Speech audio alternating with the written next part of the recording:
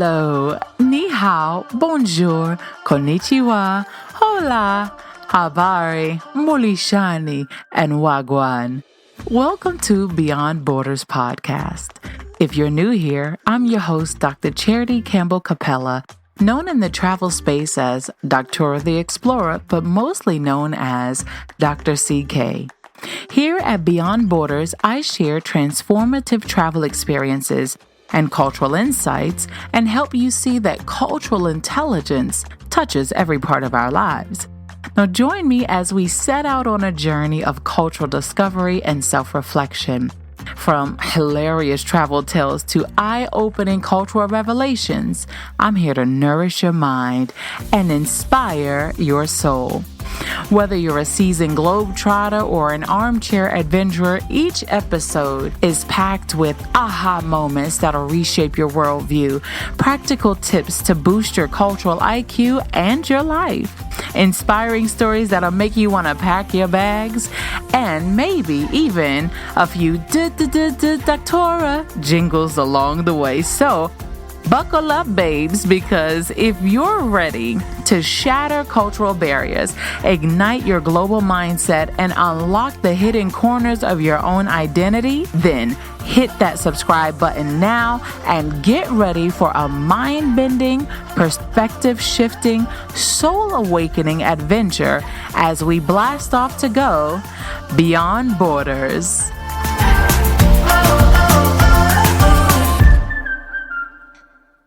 Hello and welcome back to the Beyond Borders podcast. I'm your host, Dr. Charity Campbell-Kapela, but feel free to call me Dr. CK. If this is your first time tuning in, then you've joined us at a meaningful moment as we wrap up our 8-part mini-series on how travel has shaped my cultural intelligence, also known as CQ. Now, for the past 7 weeks, we've explored topics like cultural awareness, nurturing human connections, and cultivating independence. And now, as the holidays approach, we're ending this series with a theme that is very close to my heart, and that is finding home wherever you are. Now, whether you're celebrating Christmas abroad like I've done many years, or simply trying to feel a sense of belonging in an unfamiliar space, this episode is for you. So let's start by redefining home. Is it a physical space? Is it the people around you? Or maybe it's a feeling of comfort and safety? As a global traveler, I've learned that home isn't just one place. It's a mindset. It's the connections we create, the traditions we carry, and the memories that we build along the way. I'll never forget my first Christmas in China, but in particular, my first Christmas in Dalian, China, where, Dalian was like freezing cold. It's no joke. The crisp winter air was nothing like my bipolar weather in North Carolina. Okay. North Carolina, one moment you step out in the morning, it's cold. By the afternoon, it's fall. By the by the late afternoon, you got spring weather. I mean, it's literally crazy. And, I was missing that. I was missing it, but rather than focusing on like what I was missing, I chose to find joy in recreating the spirit of Christmas. So I invited friends and coworkers over for a potluck, a Christmas party, Christmas dinner, basically. I threw up Christmas decorations. I bought a tree, which if you read my recent Substack article, I was talking about how to, decorate your living space when you're living outside of the States or even in any Western country where maybe Christmas is not celebrated as much. And I talked about my Christmas tree experiences in China where it was always a hit or miss. Like sometimes it could be a 5-foot tree, but most times I ended up with a 3-foot tree. And so decorating a 3-foot tree and then putting it on top of a table, because it's just, for me, a tree shouldn't be below my knees. That's not Christmas, okay? That's gardening. That's going outside. That's going outside garden. Boo, it's not the same thing. So I found myself recreating the spirit of Christmas and just being innovative with what I could, so that not only would I share my favorite holiday recipes with the people that I invited, but I would share a created atmosphere of holiday spirit with them. And by the end of the night, the room was always filled with laughter, music, but most importantly, a sense of belonging. One of the greatest and actually most emotional, because it's like, even now thinking about it, like, I have tears kind of welling up in my eyes right now, because one of the greatest compliments that I have ever received, and it's not just from one person, but multiple people, is, "You really made me feel like I was back at home. Thank you so much for this." And these are fellow expats. "Thank you so much for this, because I was missing my family. And coming here with all the decorations, like, you really made it feel like Christmas." Oh my God, I'm not about to do it. I'm not about to cry. Let me thug up real quick. So, but creating that sense of belonging, it was just something special, not just for me, but all who attended and all who participated and all who were involved. So one of the most beautiful aspects of travel is the opportunity to adapt traditions to your surroundings. Okay, talking about adapting what you love, your traditions, who you are, your foundation at your core, to your surroundings. And this doesn't mean that you have to give up what matters to you. It's actually about that fusion, blending your traditions with new cultural elements.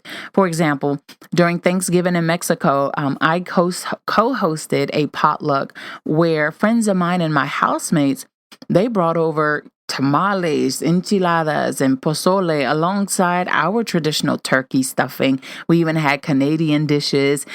We had Puerto Rican dishes.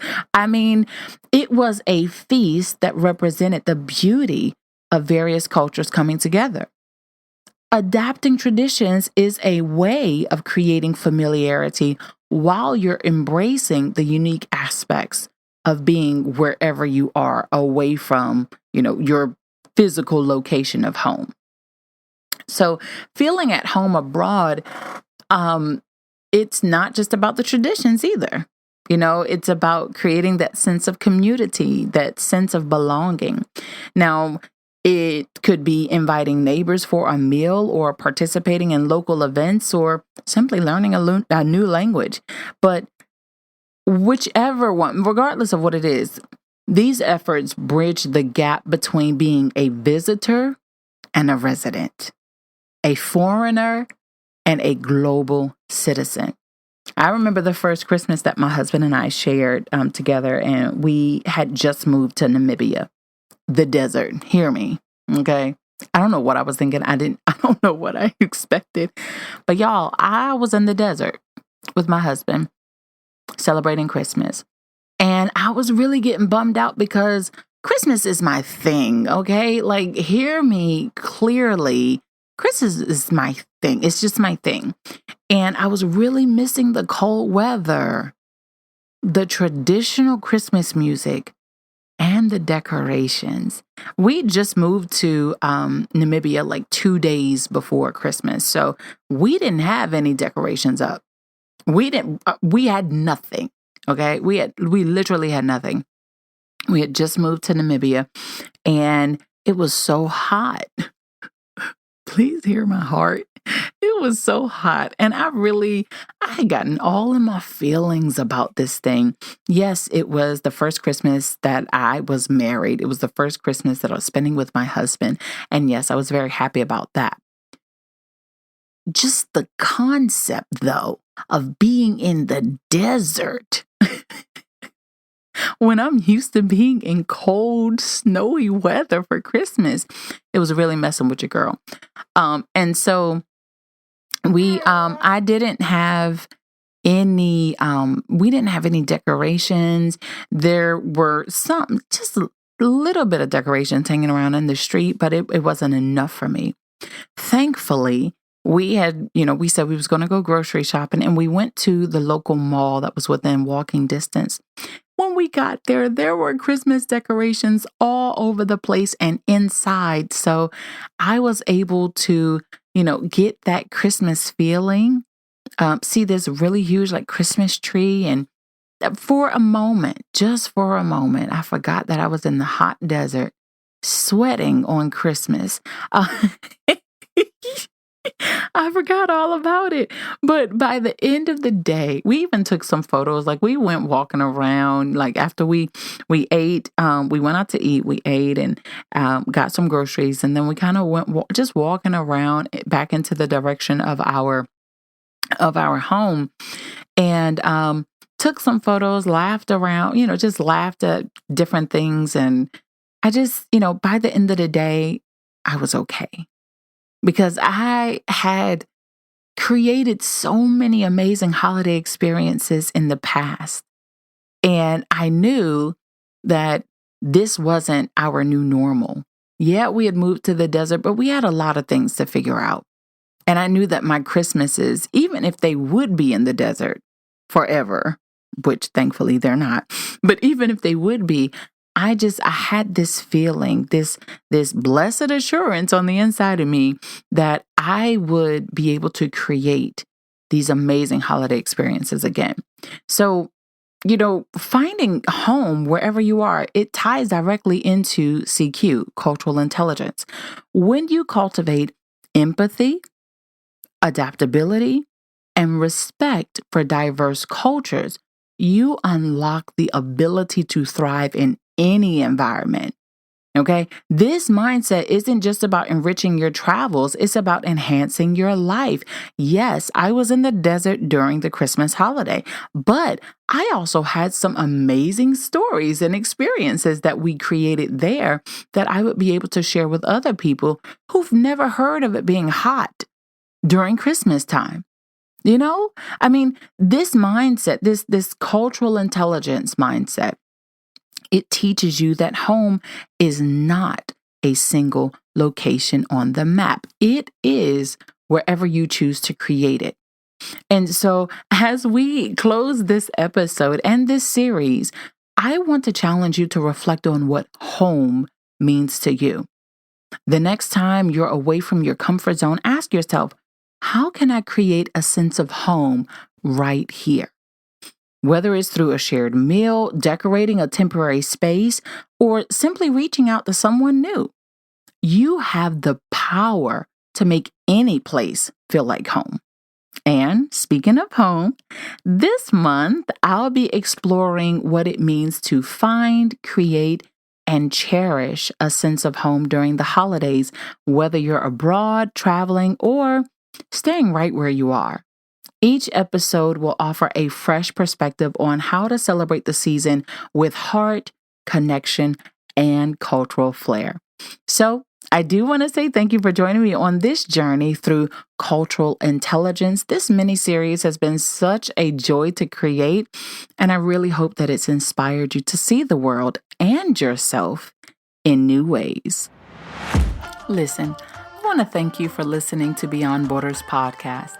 I can't express my gratitude enough. It humbles me to know that you tune in every week to learn from me. If you haven't done so already, please subscribe to the Beyond Borders podcast, download today's episode, rate, comment, and share so we can ignite a cultural revolution all across the globe. I also invite you to connect with me on YouTube, Pinterest, and my newest adventure, Substack. Let me know what kind of cultural insights and travel experiences you'd like to see more of. Also, if you have any questions or would like to be a guest on the show, please email me at charity@drtheexplorer.com and someone will respond in a timely manner. Thank you so much for tuning in, and until next time, remember to keep your mind open and your suitcase ready. See you in the next episode as we go Beyond Borders.